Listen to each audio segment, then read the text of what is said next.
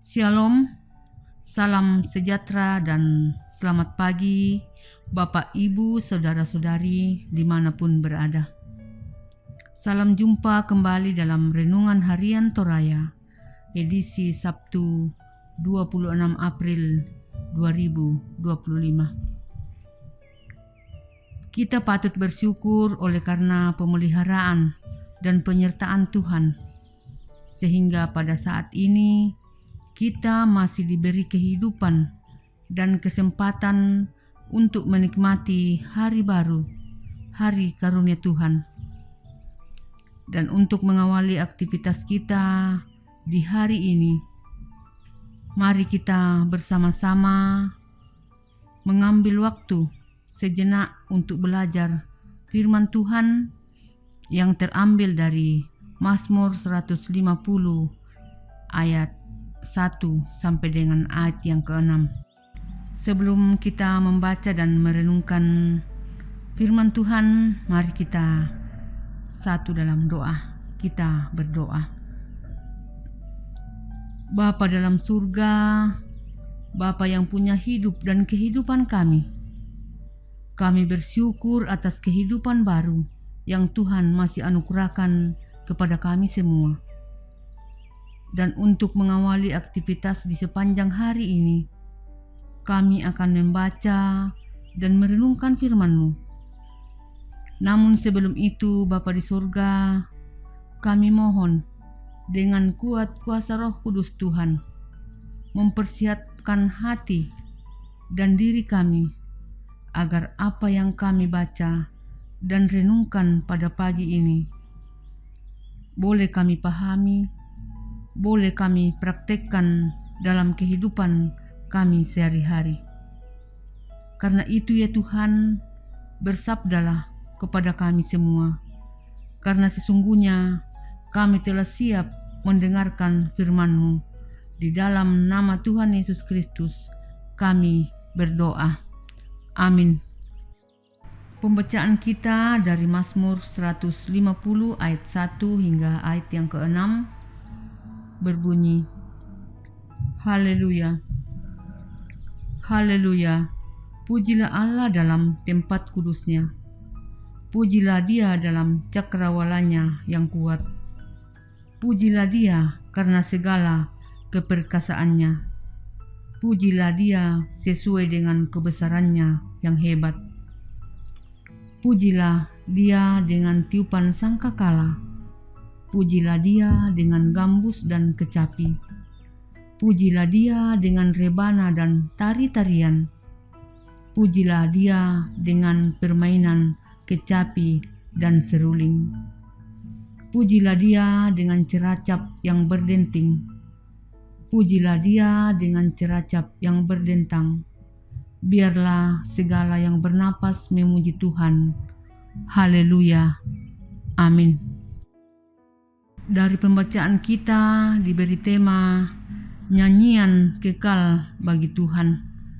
Yanna di balam bahasa Toraya nakua Pak Pudian matontongan lako puang. Bapak, Ibu, Saudara-saudari yang kekasih, Mazmur 150 merupakan rangkaian sekaligus penutup nyanyian kemenangan Israel. Dimulai dengan panggilan untuk memuji Tuhan di tempat kudusnya. Dapat kita lihat dalam ayat 1a. Dalam tradisi nyanyian kemenangan Israel, tempat kudus yang dimaksud adalah bait suci yang di dalamnya ada ruang kudus dan ruang maha kudus, simbol kehadiran Tuhan di tengah-tengah umat. Ayat ini juga berisi ajakan untuk memuji Tuhan di cakrawalanya yang kokoh. Dalam ayat 1b, rupanya pujian kepada Tuhan tidak terbatas di bait suci, tetapi juga di seluruh alam semesta yang berada di bawah kendali dan kuasanya.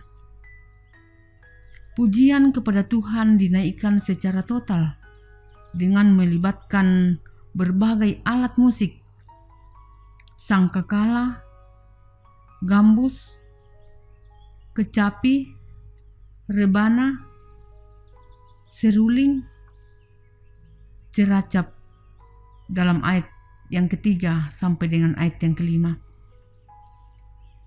dan dilakukan oleh seluruh umat.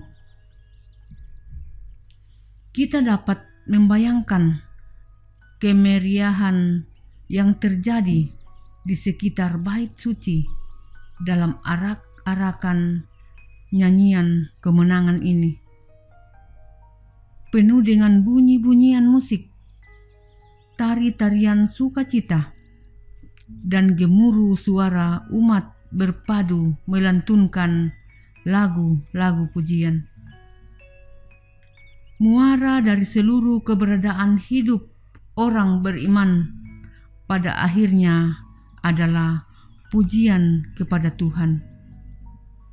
Dia yang telah menyatakan kuasa dan kedaulatannya atas seluruh alam semesta. Dia yang telah melawat umat percaya dalam keadaan apapun. Selebrasi kemenangan Paskah terus mengingatkan kita akan tubuh dan darah Yesus Kristus yang dipersembahkan untuk penebusan.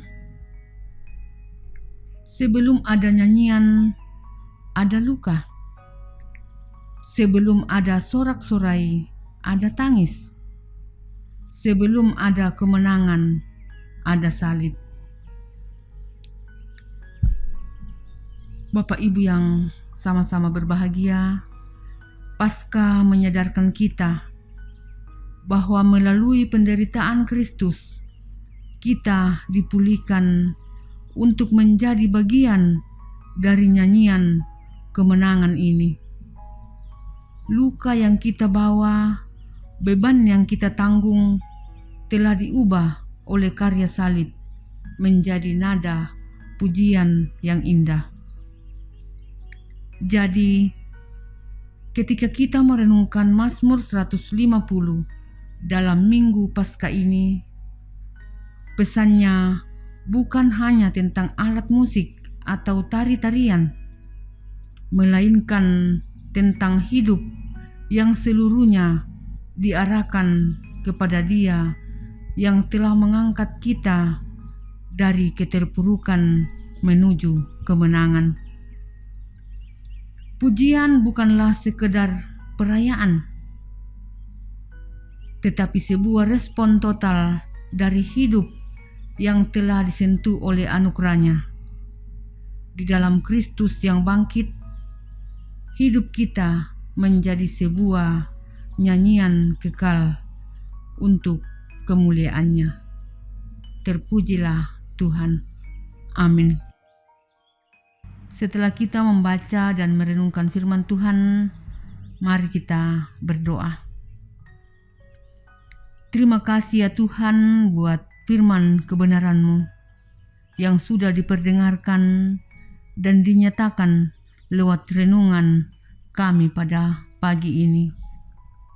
Kami bersyukur ya Tuhan karena Engkau telah mengangkat kami dari keterpurukan dan dosa-dosa kami menuju kemenangan di dalam Tuhan kami Yesus Kristus yang telah bangkit mengalahkan maut demi untuk menyelamatkan umat manusia.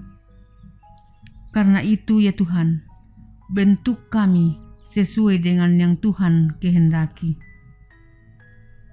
Bapa dalam surga, kami bersyukur bahwa Tuhan selalu hadir dalam rumah kediaman kami masing-masing.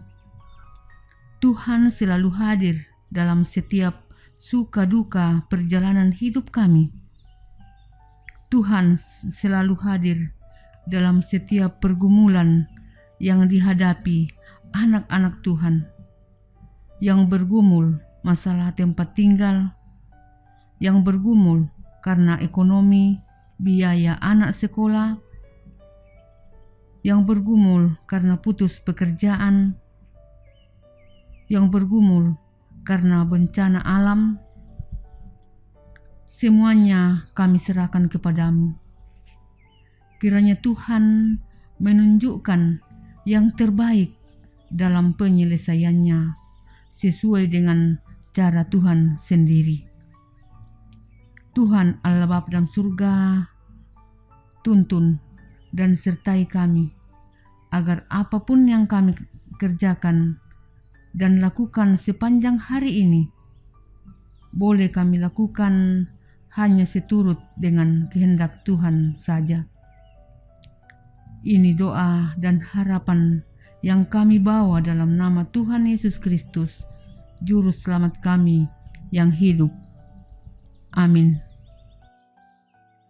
Demikianlah renungan harian Toraya pada hari ini dari Jemaat Lahiroi Balikpapan. Kiranya kita semua tetap setia mendengarkan firman Tuhan dan senantiasa diberkati oleh Tuhan dalam menjalani hari-hari kehidupan kita. Sampai jumpa pada renungan harian berikutnya. Tuhan Yesus memberkati. Shalom.